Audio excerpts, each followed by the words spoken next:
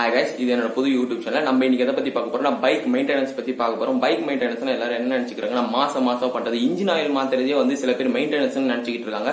மெயின்டெனன்ஸ்னா தனி, மெயின்டெனன்ஸ்னா நம்ம தினம் பண்ற மெயின்டெனன்ஸ் இருக்கு. நம்ம அந்த 4000 கிலோமீட்டருக்கு இன்ஜின் ஆயில் மாத்துவோம், லூப் மாத்துவோம், அப்புறம் வந்து ஏர் ஃபில்டர், ஆயில் ஃபில்டர், அதெல்லாம் கூட மெயின்டெனன்ஸ் தான். ஆனா தினம் பண்ற மெயின்டெனன்ஸ் அதை நம்ம பண்றது, நம்மளால முடிஞ்ச கன்வீனியன்ட்ல பண்ற மெயின்டெனன்ஸ் கூட இருக்கு.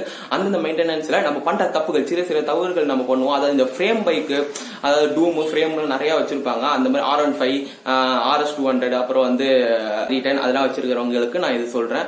ஃபேரிங் வச்ச வண்டியை வந்து நீங்க வந்து ஃபேரிங் முதல்ல மெயின்டைன் பண்ணணும். ஃபேரிங் வந்து டக்குன்னு உங்களுக்கு அடி வாங்கிடும். அதான் நான் எந்த வண்டியில சொல்றேன்னா R15, RS, அப்புறம் வந்து RR310 இதுல வந்து ஃபேரிங் ரொம்ப பெருசா ஜெயிச்சாண்டிங்கா இருக்கும், செம்மையா இருக்கும், கெத்தா இருக்கும். ஆனா அது மெயின்டைன் பண்ண யாருக்கும் தெரியாது. டக்குன்னு ஒரு கோடு வந்துடும். அதோட வந்து நான் வந்து இப்போ வந்து ஃபிளாட்ல இருக்கேன். அவனுக்கு வந்து இண்டிபெண்டன்ட் ஹவுஸ்லாம் கிடையாது. ஃபிளாட்ல இருக்கிறதுனால என்னை தாண்டி 3-4 வண்டி போகும். அதனால அந்த வண்டியோட ஃபுட் பேக் ஏதாவது ஸ்கிராச் ஆகிடும், வண்டியோட ஃபேரிங்ல மாதிரி அடிப்படும். ஏன்னா இந்த வண்டியில பெருசா இருக்கிறது ஃபேரிங் மட்டும்தான், அதுதான் ஃபர்ஸ்ட் அடிப்படுமே. அதை வந்து மெயின்டைன் பண்றதுக்கும் காப்பாத்துறதுக்கும் தான் நான் இந்த கிளாத் போட்டிருக்கேன். இந்த கிளாத் என்ன கிளாத் அப்படின்னு கேட்டீங்கன்னா, இந்த கிளாத் வந்து சோஃபா வந்து டஸ்ட் படாம பாத்துக்கிற கிளாத், நல்லா திக்கா இருக்கும். இந்த கிளாத் வந்து டக்குன்னு கிளியாது, அவ்வளவு சீக்கிரம் கிளியாது. அதனாலதான் நான் இதை போட்டு வச்சிருக்கேன். இதை நான் உங்களோட செகண்ட் டிப் என்னன்னா, நீங்க எப்படி டெலிவரி எடுத்தீங்களோ அந்த கலர்லயே உங்க வண்டி மெயின்டைன் ஆகணும்னா ஃபர்ஸ்ட் வந்து நீங்க வந்து ஒரு கிளாத் வாங்கி, ஒரு கவர் வாங்கி உங்க வண்டியை மூடணும். இப்போ உங்களுக்கு ஒரு கொஸ்டின் பாப் அவுட் ஆகலாம். என்னன்னா, நான் வந்து கம்பெனில கொடுக்குற கவரே வாங்கிக்கலாமே, அதுவே முடிஞ்சிச்சு, இது என்ன டிப் அப்படின்னு நீங்க கேட்பீங்க. கம்பெனில வந்து சில பேர் வாங்குவாங்க, சில பேரால வாங்க முடியாது. அவங்களுக்கு என்ன சொல்றேன்னா, இந்த மாதிரி ஒரு பெட்ஷீட் உங்களுக்கு போத்திட்டு தூங்குறதுக்காக ஒரு பெட்ஷீட் மாதிரி வாங்கிருக்கீங்க. அந்த பெட்ஷீட்டை போட்டாலே போதும். உங்களுக்கு மேல மட்டும்தான் ஃபேரிங்ல மட்டும்தான் கலர் இருக்கும், கீழேனா உங்களுக்கு கலர் கிடையாது. அதனால அந்த ஃபேரிங் வந்து நீங்க காப்பாத்திக்கலாம். ஓகே கைஸ், இப்போ நம்ம வண்டி அன்பாக்ஸ் பண்ணலாம். நம்ம வண்டி இதோ.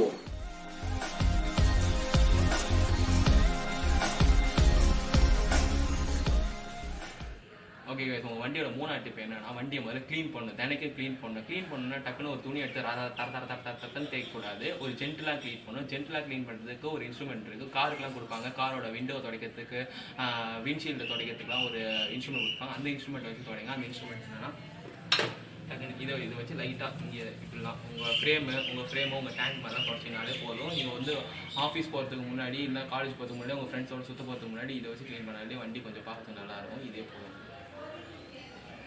ஓகே, ஸோ உங்கள் 4ஆவது டிப் என்னென்னா, ஃபஸ்ட்டு வந்து உங்கள் வண்டியில் வந்து ஒரு டேங்க் பேட் வாங்கி மாட்டுங்க. டேங்க் பேட் எதுக்குன்னு கேட்டிங்கன்னா, உங்கள் ஷர்ட்டில் இருக்க பட்டன், உங்களோட பக்கிள், அதாவது பெல்ட்டில் இருக்க பக்கிள், அப்புறம் வந்து ஜர்க்கின் போட்டிங்கன்னா அதோட ஜிப்பு, இதெல்லாம் வந்து இங்கே தேஞ்சு இந்த வண்டியை இங்கே இருக்கிற இப்போ மெட்டீரியலை வந்து ஃபேட் ஆக்கிடும். ஃபேட் ஆக்கிறத விட கலர் வந்து அது வந்து தேய்ச்சி எடுத்துரும். நீங்கள் பார்த்தீங்கன்னா என் வண்டியிலே வந்து நிறைய இடத்துல வந்து ஃபேட் ஆகிடுச்சு அந்த இடம். நான் வந்து இன்னும் வந்து டேங்க் பேடு ஓட்டல, ஆனால் அந்த இடம்லாம் ரொம்ப ஃபேட்.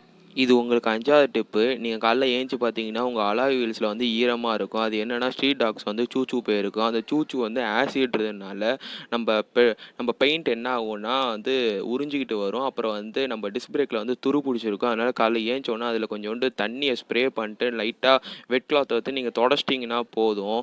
அந்த அந்த சைடு எஃபெக்ட்ஸை நீங்கள் வந்து தடுக்கலாம். இது உங்களோட 5th டிப். தடுக்கலான்றதை விட உங்கள் அளவிலும் பார்க்கறதுக்கு வந்து க்ளீனாகவும் ஸ்லீக்காகவும் இருக்கும், கெத்தாக இருக்கும் பார்க்கறதுக்கு. இது வந்து மெயின்டெனன்ஸில் வராது, ஆனால் நான் சொல்கிறேன், இது வந்து வருமுன் காப்போன்ற மாதிரி. உங்களை வந்து கம்பெனியில் வந்து டெஃப்லான் கோட்டிங் போட்டுங்க ப்ரோ அப்படின்னு சொல்லுவாங்க. ஆனால் நீங்கள் போடாதீங்க. நான் காட்டுற இடத்தெல்லாம் பாருங்கள், அந்த ஒயிட்டாக உங்களுக்கு தெரியும். அது என்னென்னா டெஃப்லானோட பவுட்ரு தான். அது ஒழுங்காகவே தேய்க்க மாட்டாங்க. அந்த ஜாயிண்ட்ஸ்லலாம் உங்களுக்கு நல்லா தெரியும், பார்த்துக்கிட்டே வாங்க. அந்த லோகோ கிட்ட, அப்புறம் வந்து டீசல் டேங்க் கிட்டலாம் செம்மையாக தெரியும். நானே ஒரு வாரம் கழித்து இப்போ தான் போயிருக்கு. நான் தேய்ச்சி மெதுவாக எடுத்து தண்ணி ஊற்றி எடுத்ததுனால இப்போ போயிருக்கு. இல்லைன்னா அதுவும் போவே இல்லை, ரொம்ப நாளாகவே போவே இல்லை. அதுவும் இந்த கருப்பு கலர் வண்டிக்கும் அதுக்கும் நல்லா கான்ட்ராஸ்ட்டாக தெரியும், அப்படி கேவலமாக இருக்கும் பார்க்குறதுக்கு. அதனால் டெஃப்லான் கோட்டிங் போடாதீங்க. நீங்கள் கழுவுறதே சூப்பராக தான் இருக்கும். நீங்கள் பண்ணுறதே ஷைனிங்காக ஆகிடும் வண்டி, அதுவே உங்களுக்கு போதும்.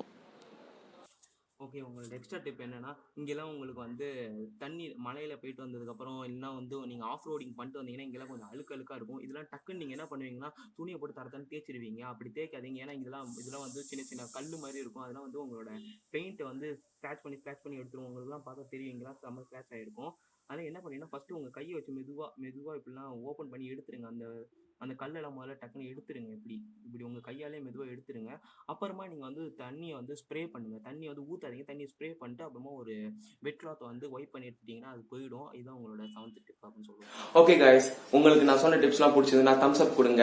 உங்களுக்கு பிடிக்கல இல்லை நான் எனக்கு இது ஏற்கனவே தெரியும் இதெல்லாம் ஒன்றும் புதுசு கிடையாது அப்படின்னா தம்ஸ் டவுன் கொடுங்க. அப்புறம் உங்களுக்கு ஏதாவது இந்த வீடியோவில் ஏதாவது டிராபேக் இல்லை நீ இப்படி பண்ணணும் இப்படி பண்ணாத அப்படின்னு சொல்லணும் ஏதாவது தோணுச்சுன்னா கமெண்ட் பண்ணுங்க. நான் கண்டிப்பாக படிப்பேன். Thank you guys.